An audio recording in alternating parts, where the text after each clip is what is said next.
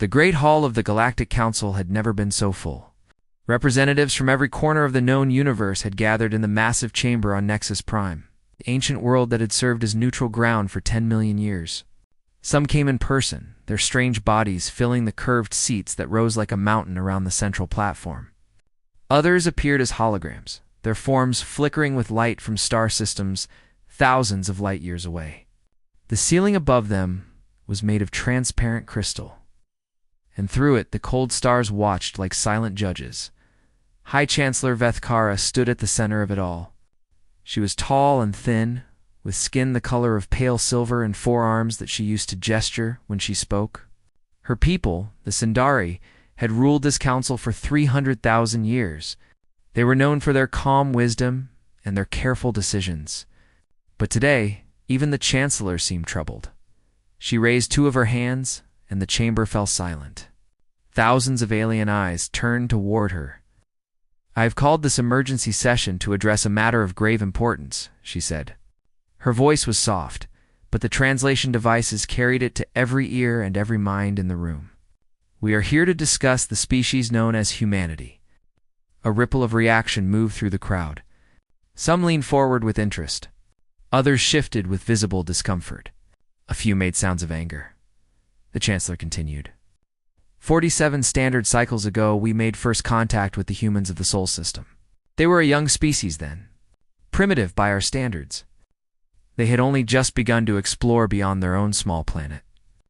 Many of us believed they would remain minor players in galactic affairs for thousands of years. She paused and looked around the chamber. We were wrong. On one of the upper platforms, Ambassador Crix of the Kethvari Dominion rose to his full height. He was massive, covered in hard black armor that was part of his body. His species had evolved on a harsh world where everything was a predator, and they had become the greatest predators of all. They respected strength and despised weakness, and right now hatred burned in his 4 red eyes. "Wrong is not a strong enough word," Crix growled. "We were fools. We allowed these humans to exist when we should have crushed them the moment we found them." The Chancellor raised a hand. "You will have your chance to speak, Ambassador. But first, let us review the facts." She waved her hand, and a holographic display appeared in the center of the chamber. It showed a small blue planet orbiting a yellow sun. "Earth," she said. "The human homeworld. Population at first contact, 8 billion. Current population across all human colonies, 14 billion. In 47 cycles, they have expanded to 23 star systems." The numbers appeared in the air, glowing with soft light. In that same period, they have developed weapons that match the technology of species millions of years older. They have built a fleet of warships that has defeated every force sent against them. In 3 rotations ago, a single human vessel destroyed an entire Kethvari battle group in the Andromeda corridor. Crix slammed his armored fist against his platform, making a sound like thunder. "One ship. They sent 1 ship and killed 8,000 of my warriors. This cannot be allowed to continue. Ow. And that is why we are here," the Chancellor said. "The question before this council is simple but terrible. Should humanity be eliminated while elimination is still possible?" The words hung in the air like poison, in the lowest section of the chamber. Far from the powerful races that dominated the upper tiers, a single human stood. His platform was small and plain, a clear message about where humanity ranked in the eyes of the council. He had listened to everything without moving, his face showing nothing of what he felt inside. His name was Daniel Cooper. He was 42 years old, with gray hair at his temples and lines around his eyes that spoke of too many hard years. He had been a soldier once, then a diplomat, and now he was the only thing standing between his entire species and extinction. He raised his hand to request permission to speak. The Chancellor looked down at him with an expression that might have been curiosity or might have been pity. "The human representative may address the council." Daniel stepped forward to the edge of his platform. He looked up at the thousands of faces staring down at him. Most showed hostility. Some showed fear. Very few showed anything like sympathy. "Thank you, High Chancellor," he said. His voice was calm and steady.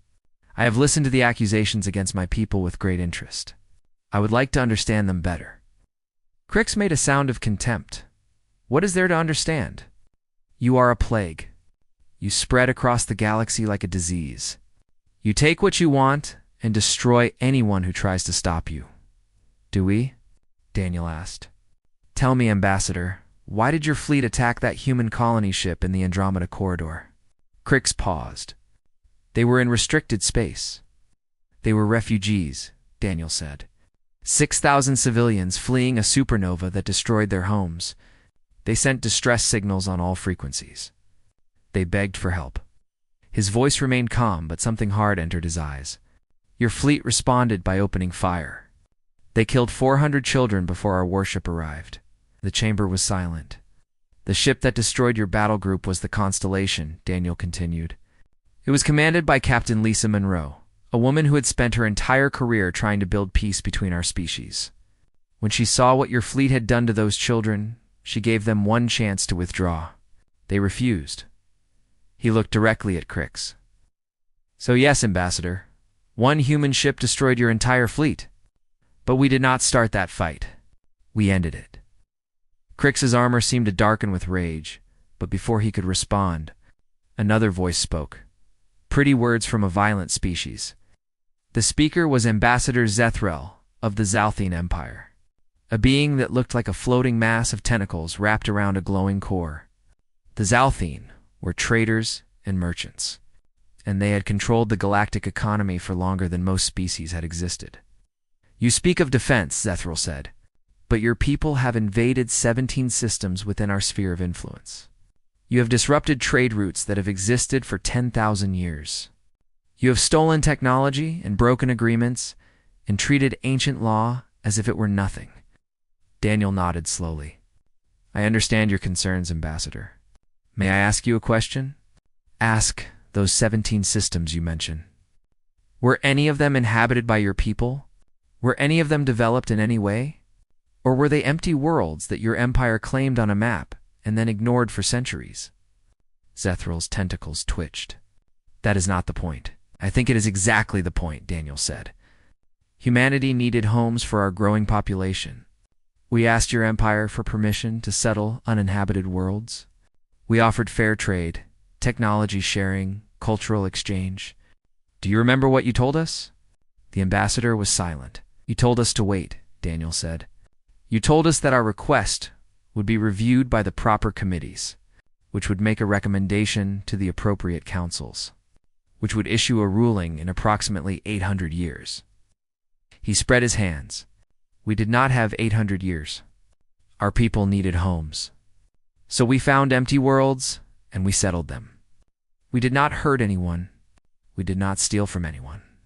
We simply refused to let our children die while your bureaucracy considered our request. The Chancellor leaned forward. And do you deny that your species has advanced at an unnatural rate? That you have developed technology far beyond what should be possible for a species of your age? Daniel looked up at her. Unnatural, he repeated. That is an interesting word, High Chancellor. Tell me, what is natural for a species that evolved on a world that tried to kill us every day? We survived ice ages and plagues and predators and each other. We learned to adapt or die. We learned to innovate or become extinct. He paused. Is it unnatural for us to continue doing what has kept us alive for 200,000 years? He looked around the chamber one more time. You are afraid of us. I understand that. But I wonder if you have asked yourselves why you are afraid. Is it because of what we have done? Or is it because of what you know you would do if you were in our position? The silence that followed was heavier than before. The Chancellor finally spoke. The Council will hear full testimony tomorrow. The human representative will have the opportunity to present a complete defense. This session is adjourned. As the representatives began to disperse, Daniel remained standing on his small platform. He looked up at the stars through the crystal. Selenin thought about the 14 billion human souls, whose lives depended on what he said. In the days ahead, he was one man against an empire of fear, but he was human, and humans did not know how to. Give up the testimony against humanity lasted for 3 days. Daniel. Cooper sat on his small platform and listened to every word. He did not interrupt. He did not argue. He simply watched and waited as species after species rose to condemn his people. The Kethferi went first. Ambassador Crix presented detailed records of every human military action over the past 47 years. He showed footage of burning ships and shattered stations. He displayed the wreckage of his battle fleet, twisted metal floating in the cold void of space. His voice was thick with anger as he described the shame of losing 8,000 warriors to a single enemy vessel. "They fight without honor," Crix declared. "They use tricks and deception. They strike from shadows and run before we can respond. They are cowards who hide behind technology instead of facing their enemies like true warriors." The Zalthine came next. Ambassador Zethral floated to the center of the chamber, tentacles waving slowly as he spoke. He presented economic data showing how human traders had disrupted markets across the galaxy. Prices had fallen. Ancient monopolies had crumbled.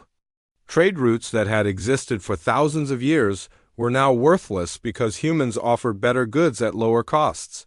"They do not respect the established order," Zethral complained. "They break rules that have governed commerce since before their species learned to walk upright.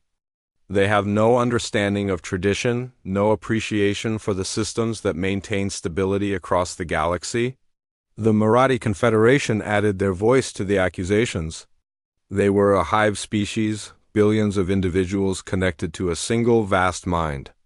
Their representative spoke with a voice that seemed to echo from everywhere at once. "We have calculated the threat," the Marathi said. "Human population growth exceeds all projections. Their technology advances at a rate we cannot model.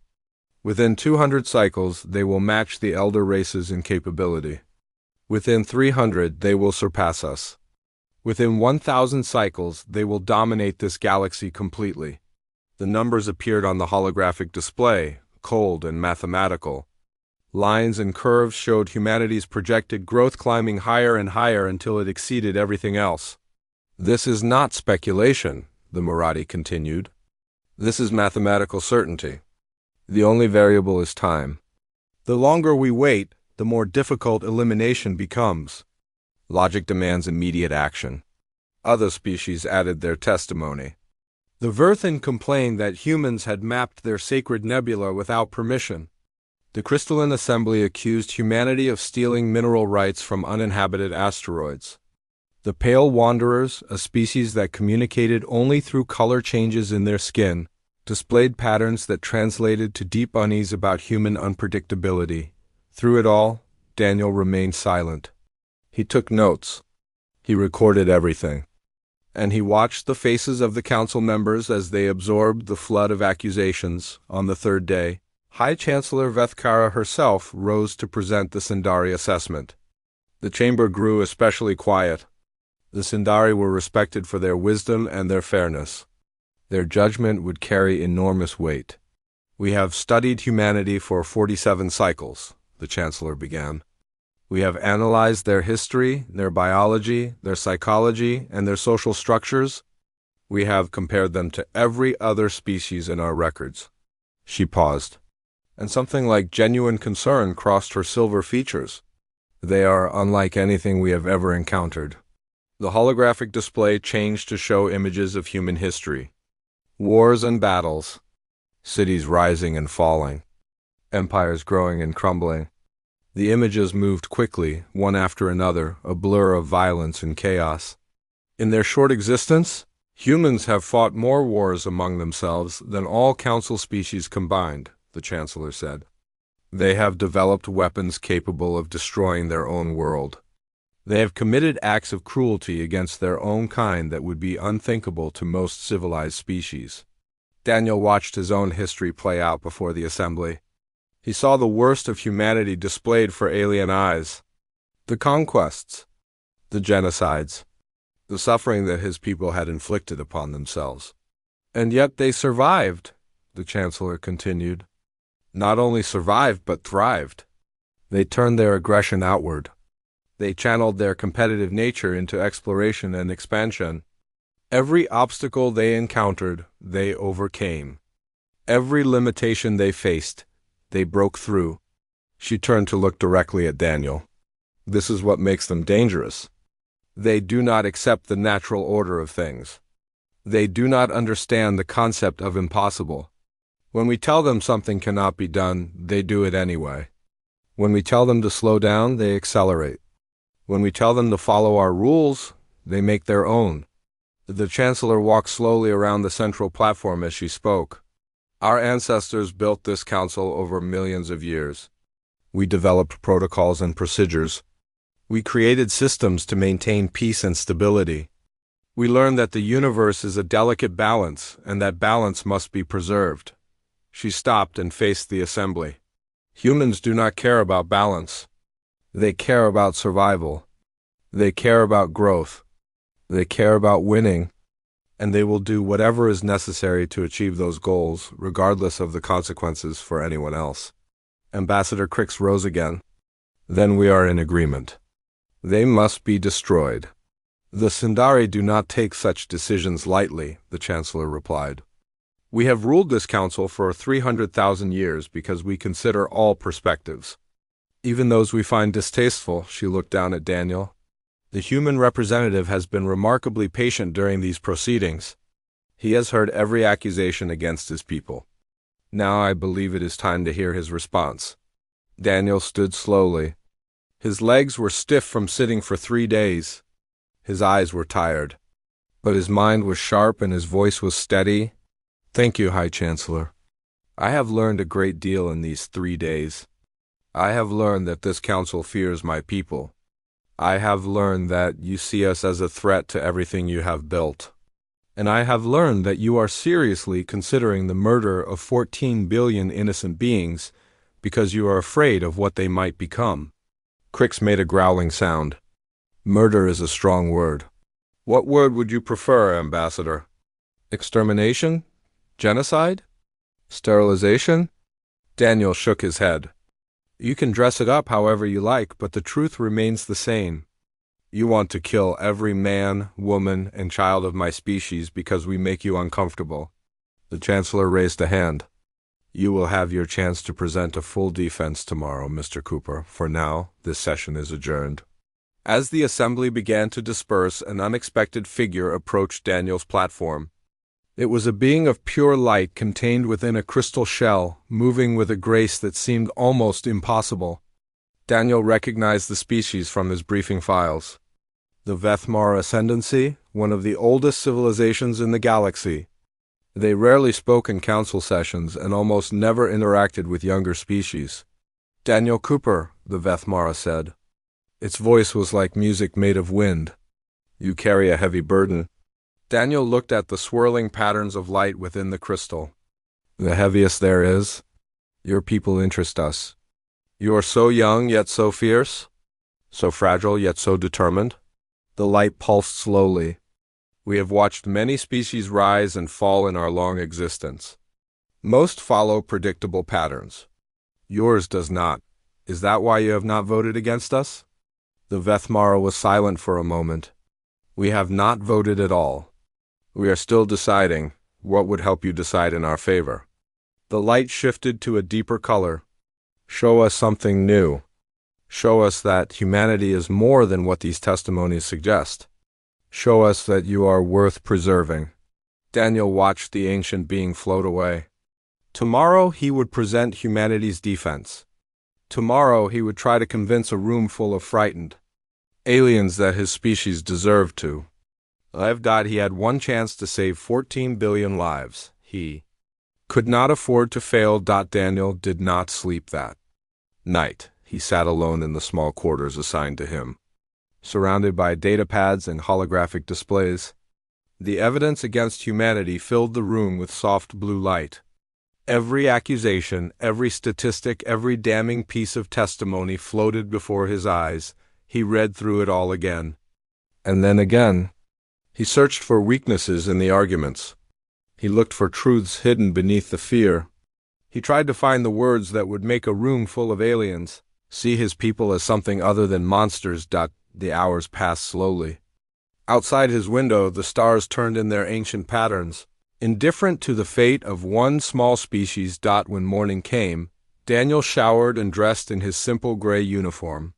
He looked at himself in the mirror. He saw tired eyes and gray hair and the face of a man carrying an impossible weight. But he also saw determination. He saw the stubborn will that had kept humanity alive through every disaster and every war. He walked to the council chamber alone. The assembly was already full when he arrived.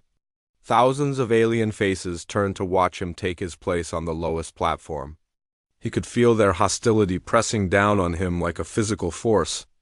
These beings had already decided that humanity should die. He had to change their minds in a single day. High Chancellor Vethkara called the session to order. The human representative may now present the defense of his species, she announced. You have until sunset to make your case, Mr. Cooper. Daniel stepped forward. He carried a small device in his hand, a portable holographic projector. He placed it on the platform in front of him and activated it with a touch. Thank you, High Chancellor, he said. Before I begin, I want to acknowledge something important. Everything this council has said about humanity is true. A murmur of surprise rippled through the chamber. We are aggressive, Daniel continued. We are competitive. We expand rapidly and we do not accept limitations. We have fought wars among ourselves that killed millions. We have created weapons capable of destroying worlds. We have done terrible things in our history. He looked around at the assembly. But that is not the whole truth. And today, I want to show you the rest. He activated the projector. An image appeared in the air above him. It showed a group of humans huddled together in the ruins of a destroyed city. Their clothes were torn. Their faces were dirty. But they were helping each other, carrying the wounded, sharing food, protecting the children. This image was taken after one of our worst wars, Daniel said. A conflict that killed 60 million of our people. And yet even in the middle of that horror, humans found ways to show kindness.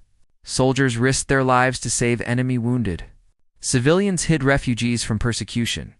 Ordinary people did extraordinary things because they believed that compassion mattered even when everything else had fallen apart.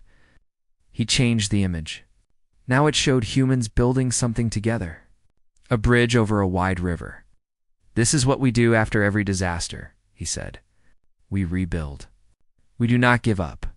We do not accept defeat. When our cities fall, we build new ones.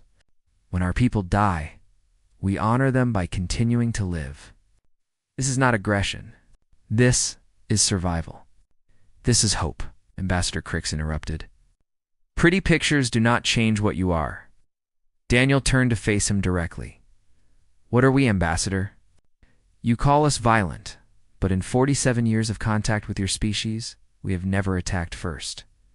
Every battle we have fought against the Kethvari began with your ships firing on ours.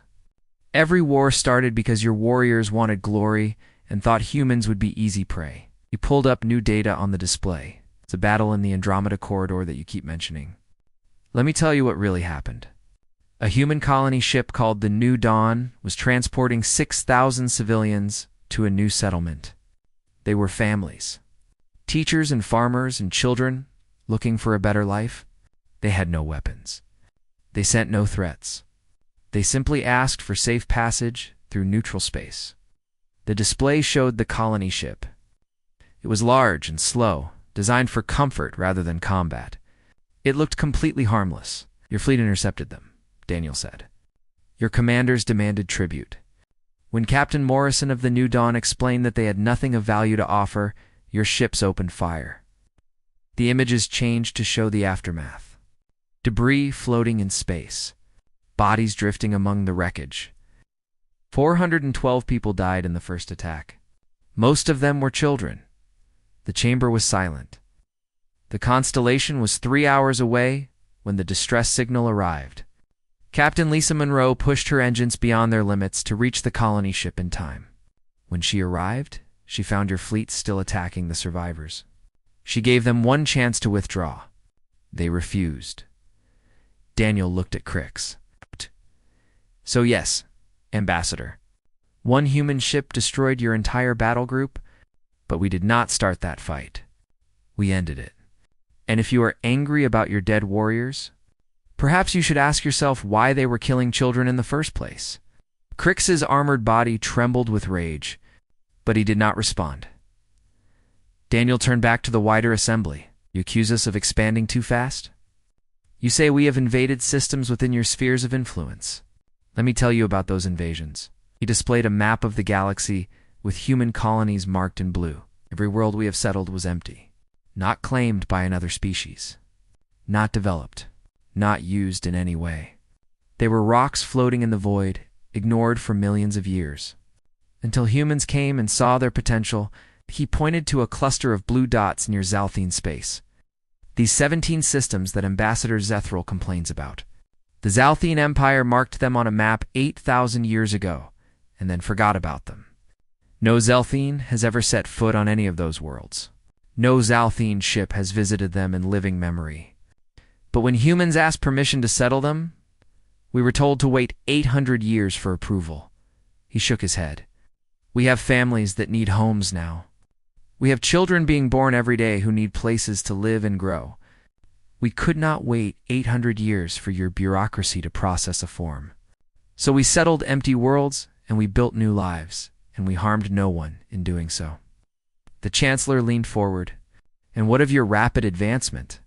Your technology has grown at a rate we cannot explain. This is perhaps the greatest concern of this council. Daniel nodded slowly. You want to know why we advance so quickly? The answer is simple. We have no choice. He changed the display again. Now it showed Earth, small and blue and fragile. Oh. This is our homeworld. One tiny planet orbiting one ordinary star. For most of our existence, this was all we had, and it tried to kill us constantly. Ice ages that lasted thousands of years. Diseases that wiped out half our population. Predators that hunted us in the darkness. And worst of all, ourselves. He looked around the chamber. We did not have millions of years to develop slowly. We did not have the luxury of patience. Every generation faced extinction. Every century brought new threats. We learned to adapt quickly or die. We learned to innovate constantly or be destroyed. This is not unnatural. This is what survival looks like for a species that has never known safety. He turned off the projector. You fear what we might become, but you have never asked what we have already overcome. No species in this galaxy has faced the challenges we have faced, and we are still here, still growing, still reaching for the stars. He spread his hands. We are not perfect. We have made mistakes, and we will make more. But we are not monsters. We are survivors. And we deserve the chance to show you what we can become when we are not fighting. For our lives. The chamber remained silent as Daniel finished speaking. The Chancellor looked at him with an expression he could not read. The council will deliberate, she said finally. We will vote tomorrow. Tomorrow, Daniel thought. Tomorrow he would learn if his words had been enough to save 14 billion lives. He hoped they were. He feared they were not. While Daniel, Cooper, waited on Nexus Prime, humanity was not sitting idle. 12,000 light-years away in the heart of human space. Admiral Karen Wright stood on the bridge of the carrier Endeavour. She was a tall woman with short gray hair and eyes that had seen too many battles. Scars marked her hands from an explosion that had nearly killed her 20 years ago. She had served humanity for 4 decades, and she had never faced a moment like this one.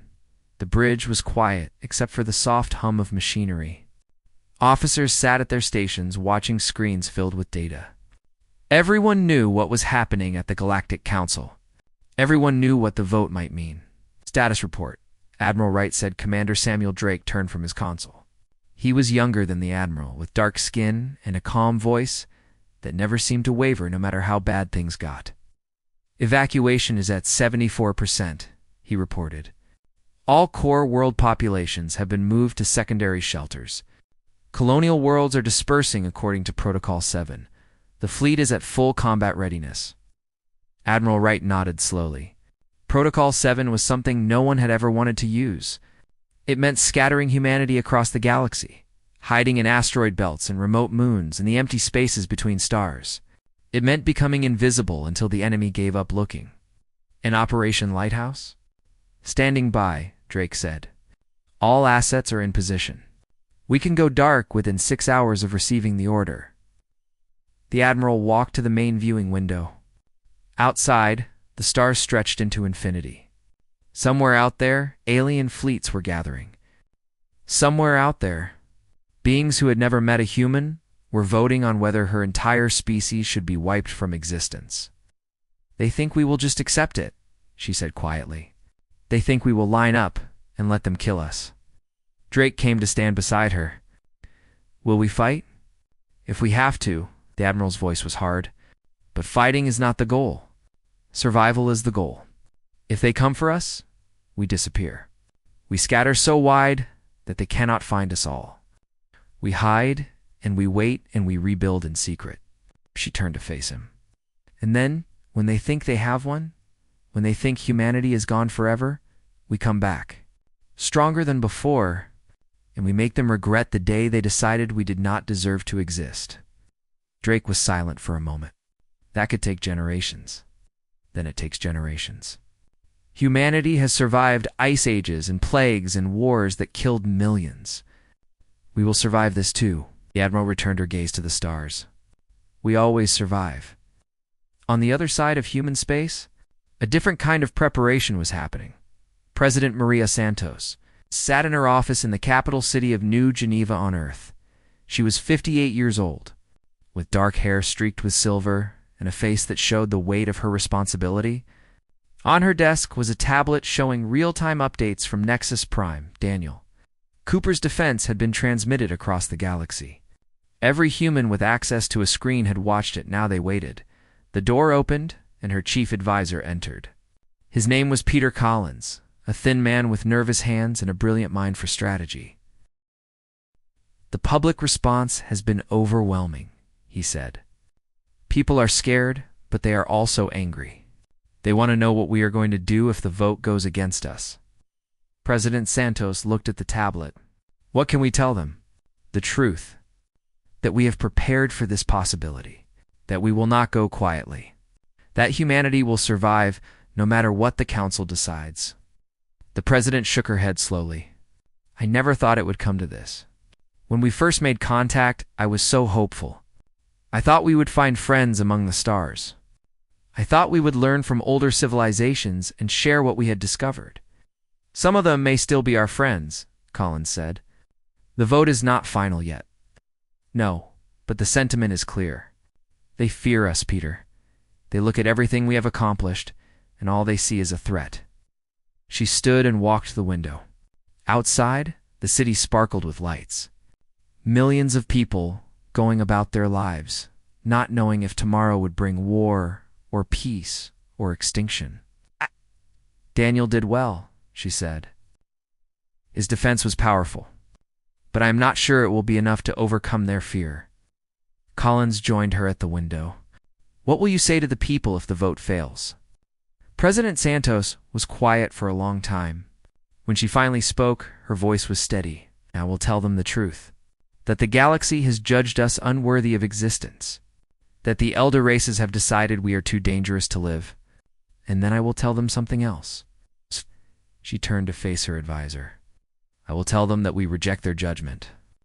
That humanity does not need permission to exist. That we were born on a world that tried to kill us every day, and we survived.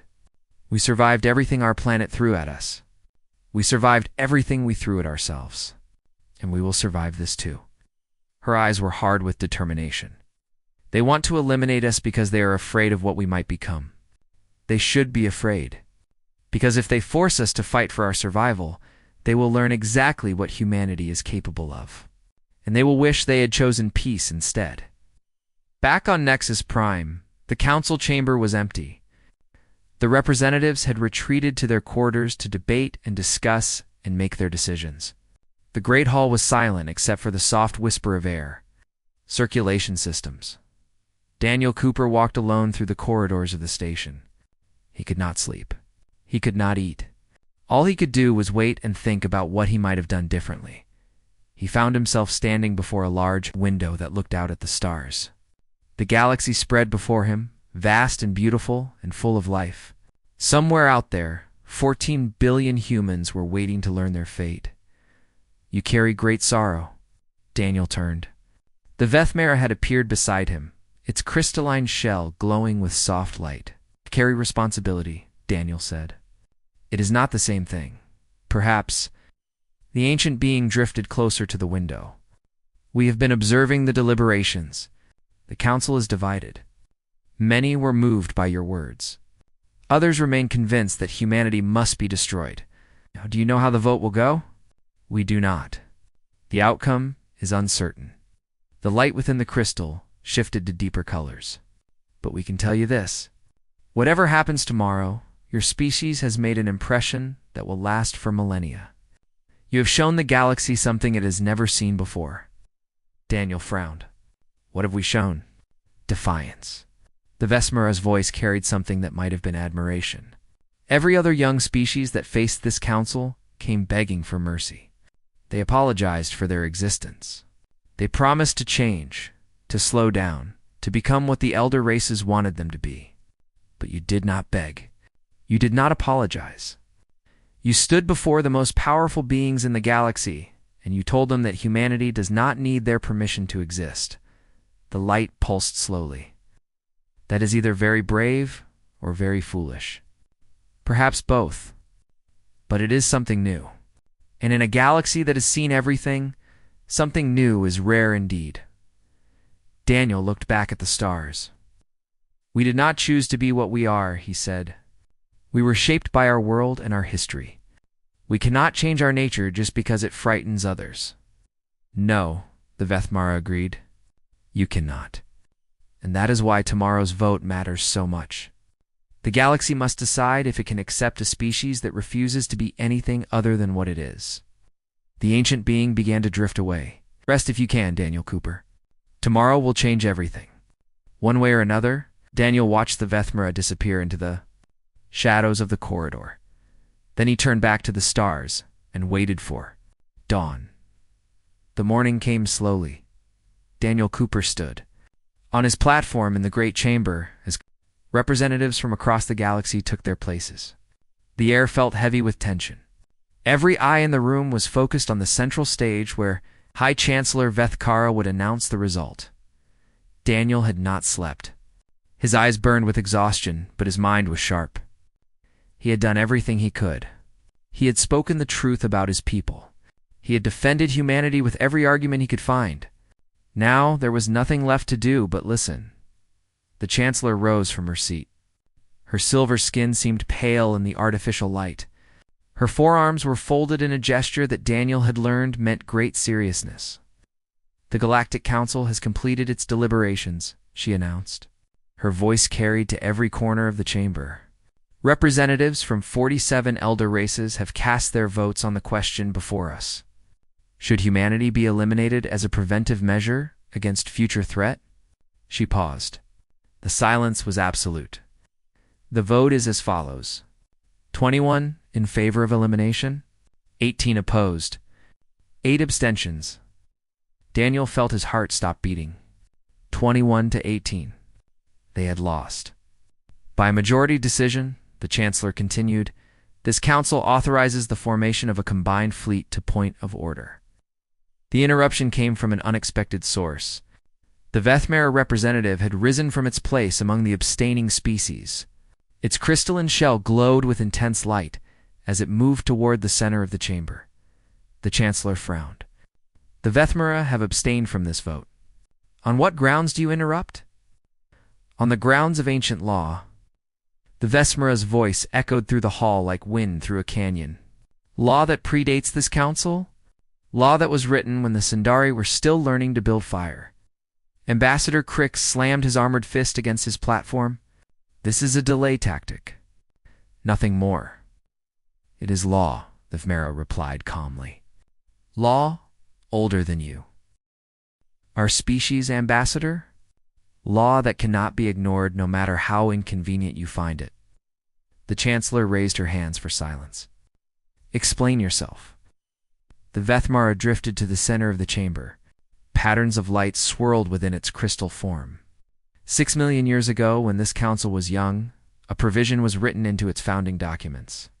It states that before any species can be condemned to extinction, that species must be given the opportunity to demonstrate its value to the galactic community. Murmurs rippled through the assembly. This provision has not been invoked in 6 million years, the Chancellor said. Many consider it obsolete. Obsolete or not, it remains law, and we invoke it now. The Vethmera turned to face Daniel. Humanity will be given 1 standard year to prove its worth. If they succeed, the matter will be reconsidered. If they fail, elimination will proceed as voted. Crix's rage was visible in every line of his armored body. This is unacceptable. Every day we delay makes them stronger. Then you should have destroyed them 47 years ago when you had the chance, the Vethmera replied. You did not, and now they have rights under our oldest laws. The Chancellor was silent for a long moment. Daniel could see her weighing the options, considering the politics, calculating the consequences. Finally, she nodded. The ancient law stands. Humanity is granted 1 standard year to demonstrate its value to the galactic community. This council will reconvene at the end of that period to render final judgment. She struck her podium with a ceremonial staff. This session is adjourned. The chamber erupted into noise. Representatives shouted at each other across the hall. Some stormed out in anger. Others gathered in small groups to discuss what had happened. Daniel stood alone on his platform, trying to process the fact that humanity had just been granted a reprieve. 1 year. Not victory, but time. The Vethmera approached his platform. Up close, the ancient being was beautiful beyond words. Light flowed through its crystal form like liquid fire, forming patterns that seemed to contain meanings Daniel could not quite grasp. You intervened, Daniel said. Why? Because your species interests us. The Vethmera pulsed with colors that might have indicated amusement. And because we remember what it was like to be in your position, you were threatened with extinction. 6 million years ago, we were exactly where you are now. Young and aggressive and terrifying to the elder races of that era. They voted to destroy us too. The light shifted to deeper shades. But one species showed us mercy. They invoked the same law we have just used to save you. They gave us time to prove ourselves. Daniel was quiet for a moment. What happened to them? The species that saved you? They are gone. Extinct for 5 million years.